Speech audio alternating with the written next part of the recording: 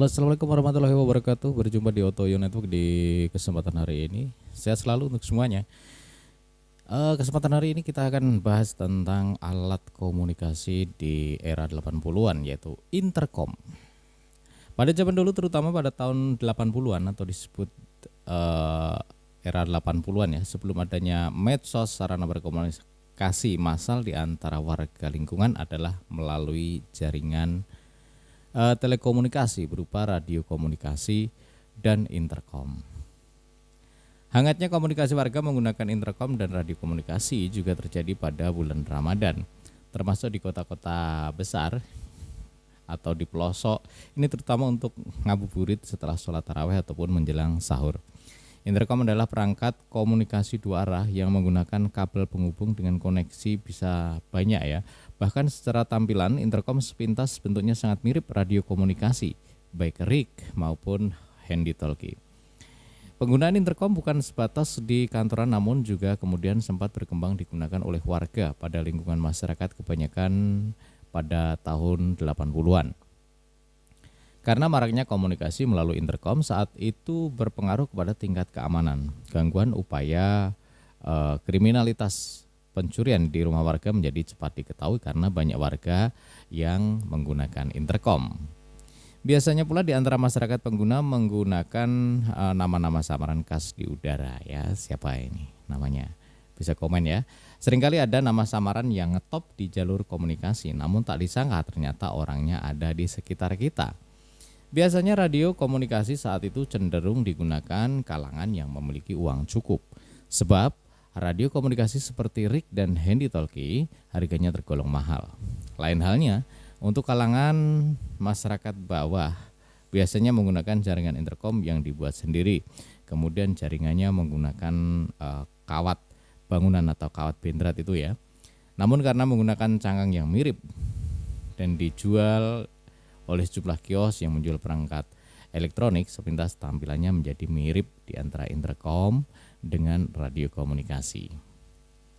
Adapun harga kit perangkat intercom harganya pada waktu itu sekitar 11.000 atau sampai dengan 30 ribuan.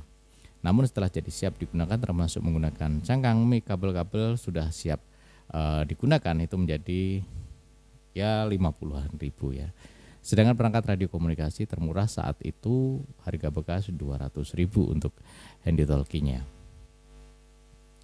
Maka jadilah antara sekitar tahun 84 sampai 89 banyak lingkungan warga kota terutama di pemukiman gang-gang kecil di perkampungan banyak kabel-kabel kecil penyambung intercom yang saling menyambung ke rumah ya. Jadi kawat-kawat bendrat, kawat-kawat bangunan itu disambung dari satu rumah ke rumah yang lain bahkan sampai berapa kilo gitu ya.